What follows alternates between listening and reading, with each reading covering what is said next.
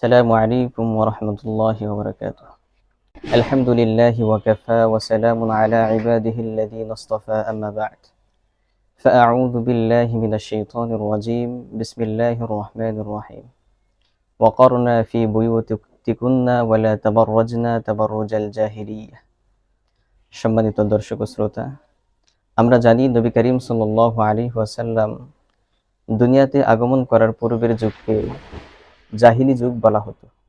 তো ওই সময় কি এমন কারণ ছিল যে কারণে ওই যুগটাকে জাহিলি যুগ বলা হতো, বা এখন যদি আমরা এই যুগকে জাহিলি যুগ বলতে যাই, কোন কোন কারণ পাওয়া গেলে জাহিলি যুগ বলা যায়? তো যুগ জাহিলি যুগ হওয়ার জন্য কয়টি কারণ, এই সম্পর্কে আপনাদের সামনে আজকে আলোচনা করব। জাহিলি যুগ হওয়ার জন্য চারটি কারণ। এই চারটি কারণ যদি কোনো যুগে পাওয়া যায় তাহলে ওই যুগটাকে জাহিলি যুগ বলা হয়। এক নম্বর কারণ হইল জাহিলি আকিদা বিশ্বাস। জাহিলি আকিদা বিশ্বাস যদি মানুষের মধ্যে চলে আসে তাহলে ওই যুগের মানুষগুলো আস্তে আস্তে জাহিলি যুগের মানুষে পরিণত হতে থাকে। তো জাহিলি যুগ হওয়ার জন্য এক নম্বর কারণ বলেছিলাম জাহিলি আকিদা বিশ্বাস থাকা। জাহিলি আকিদা বিশ্বাস যদি বলতে যাই তাহলে এক কথাই বোঝাতে গেলে বলতে হবে সহি আকিদা এর বিপরীত যে আকিদা পোষণ করা হয় ওই আকিদাকেই জাহিলি আকিদা বলা হয়। যেমন ধরেন, আমরা আল্লাহ পাক রব্বুল আলামিনকে এক বলে স্বীকার করি, কারণ আল্লাহ পাক রব্বুল আলামিন কোরআনে কারীমে বলেছেন কুল হুয়াল্লাহু আহাদ। এজন্য আমরা আল্লাহ তাআলাকে এক বলে স্বীকার করি এবং আল্লাহ তাআলাকে আমরা মাবুদ হিসেবে মানি। কেনই বা মাবুদ মানব না? কারণ আল্লাহ তাআলা তো পরাক্রমশালী, আল্লাহ তাআলা শক্তিধর। আল্লাহ তাআলার কাছে যদি আমরা চাই তাহলে আল্লাহ পাক রব্বুল আলামিন আমাদের চাওয়া পূরণ করেন। আল্লাহ তাআলা বলেন উদউনি আস্তাজিব লাকুম, তোমরা আমাকে ডাকো আমি সাড়া দেব। তো এর বিপরীতে দেখেন মূর্তি পূজা, তারা তো সাড়া দিবে কি করে? তারা কথা বলতে পারে না, তারা এত দুর্বল। আল্লাহ তাআলা তাদের দুর্বলতা এক আয়াতে তুলে ধরেছেন। আল্লাহ তাআলা বলেন ওয়া ইয়াসলুবুহুমুদ যুবাবু শাইআন লা ইস্তানকিযুহু মিন, মশা মাছি যদি ওই মূর্তি পূজার সামনে থেকে কোনো কিছু নিয়ে যায় তাহলে সামান্য বস্তুটুকু মশা এবং মাছি থেকে সে উদ্ধার করতে পারে না। এত দুর্বল মূর্তি পূজা, তাহলে আমরা তাদের কাছে কিভাবে চাইব? এই জন্য বলতেছিলাম আল্লাহ তাআলাকে মাবুদ মানা, এর বিপরীতে কোনো ব্যক্তি যদি আকিদা পোষণ করে যে মূর্তি পূজার কাছে চাইবে, তখন এটা জাহিলি আকিদা বিশ্বাসে পরিণত হবে।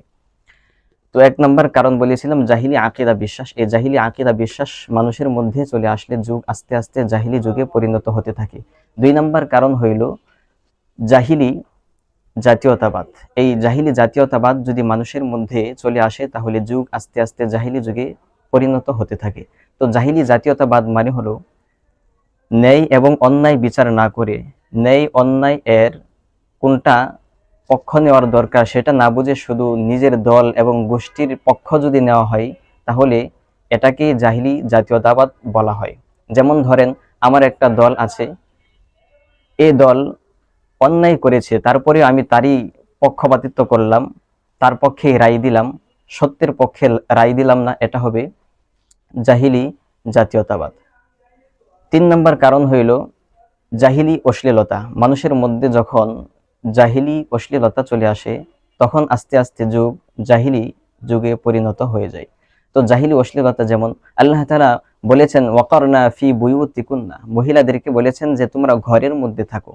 এখন মহিলা যদি মনে করেন ঘরে না থেকে বাজারে থাকে, রাস্তাঘাটে হাঁটাচলা করে বেশি, তাহলে এটা আস্তে আস্তে জাহিলি যুগে পরিণত হবে। কারণ দেখেন বাজারে যখন যাই অনেক পুরুষের সাথে তার দেখা হয়, শয়তান তাকে কুমন্ত্রণা দিতে থাকবে তোমার স্বামীর থেকে তো ওই লোকটা অনেক সুন্দর, তাহলে সে বাড়িতে গিয়ে তার স্বামীর সাথে খারাপ ব্যবহার করবে। এভাবে আস্তে আস্তে স্বামী স্ত্রীর মধ্যে ঝগড়া সৃষ্টি হবে, ফিতনা ফাসাদ সৃষ্টি হবে দুনিয়ার মধ্যে। এই জন্যই তো আল্লাহ তাআলা বলেছেন ওয়াকারনা ফি বুয়ুতিকুন্না, মহিলাদেরকে বলেছেন ঘরে থাকার জন্য, এবং বলেছেন ওয়ালা তাবাররাজনা তাবাররুজাল জাহিলিয়া, জাহিলি যুগের সাজসজ্জা যেন গ্রহণ না করি। শরীয়তে যতটুকু বৈধতা দেওয়া হয়েছে সাজসজ্জা গ্রহণ করার, ততটুকু সাজসজ্জা সে গ্রহণ করতে পারবে, এর বেশি করা যাবে না। এটা হলো 3 নাম্বার। 4 নাম্বার কারণ হলো জাহিলি বিচার ব্যবস্থা। জাহিলি বিচার ব্যবস্থা মানে কি?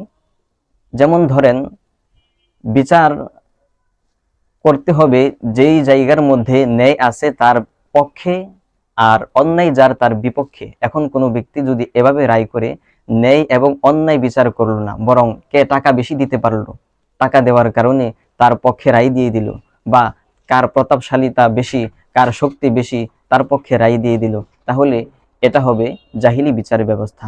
এই জাহিলি বিচার ব্যবস্থা যদি মানুষের মধ্যে চলে আসে, তখনও যুগ আস্তে আস্তে জাহিলি যুগে পরিণত হতে থাকে।